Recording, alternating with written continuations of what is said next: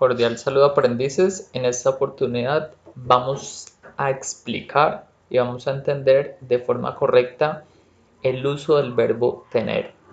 Recuerde que en inglés y en español es diferente porque en español utilizamos tener y en inglés utilizamos el verbo to be y el verbo to have.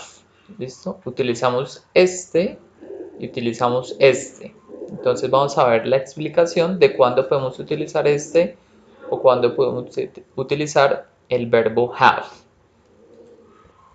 Bueno, entonces recuerden que el to be, ese fue el que siempre se vio en el colegio, el verbo to be, y ese es el verbo to have.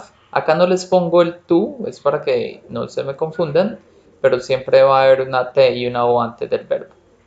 Recuerden que be significa tener, estar y ser, y have también significa tener. Entonces, ¿cuál es la diferencia?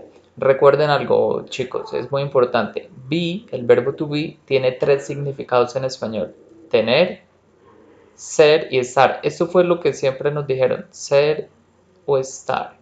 Nos faltó que nos dijeran qué significaba tener. Vamos a ver algunos ejemplos de cómo sé cuándo utilizar be o have, ¿ok? Bueno,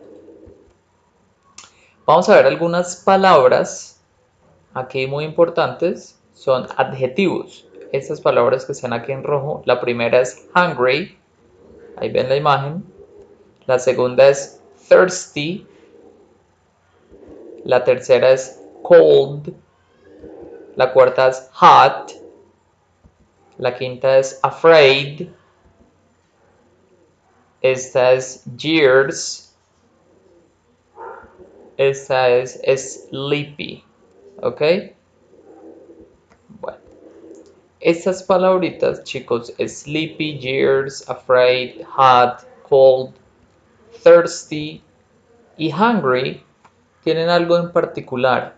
Son adjetivos y lo otro en particular es que usted puede tener, pero no lo puede tocar. Usted puede tener hambre, pero usted no puede tocar ni el hambre, no puede tocar ni la sed, ni el frío, ni el calor, ni el miedo, ni los años, ni el sueño. Pero usted sí lo puede tener. El punto es que no se puede ni ver ni tocar. ¿Ok? Entonces, con esas 7, por ahora hay más, pero para esa explicación voy a hacerlo solamente con esos 7 adjetivos. Vamos a utilizar el verbo to be cuando significa tener. ¿Ok? Vamos a ver dos ejemplos más adelante. Ahora debemos de tener en cuenta algo muy importante. El be, el verbo to be, se conjuga de 3 formas: am, is y are. ¿Cuándo utilizo am? Cuando estoy hablando de mí, o sea, yo, I. ¿Listo? Is, ¿cuándo? Cuando hablo de una persona, un animal o una cosa. Y are, pues cuando hablo de dos o más cosas, animales o personas. No me interesa lo que es, lo que me interesa es el número. ¿Ok? Vamos a ver los ejemplos. Este es Camilo y ¿qué tiene? Pues tiene calor. ¿Cómo es una oración? Primero el sujeto, después el verbo to be y después el complemento. Camilo es el sujeto. Camilo, ¿cuántos son? Camilo es una persona. Como es una persona, pues vamos a utilizar el is. Entonces lo ponemos aquí. Y el complemento, que en este caso es hot. Camilo is hot. Entonces acá, ¿qué traduce? Camilo tiene calor. Ya, entonces por eso is en esta oportunidad significa tener. Bueno, el be significa tener y esta es la conjugación que traduce tiene. Vámonos con las oraciones positivas, negativas y pregunta. Esta es la oración positiva. Para hacerla negativa, lo único que agregamos es not. Camilo is not hot.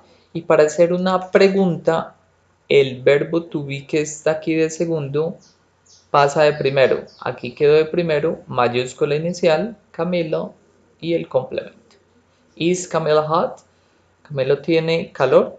Bueno, vámonos con otra. Ella es Andrea y ella es Sandra. Son dos personas. Como son dos personas, ¿qué conjugación vamos a utilizar? Pues vamos a utilizar esta que está aquí, que es el are. Sujeto, to be y complemento.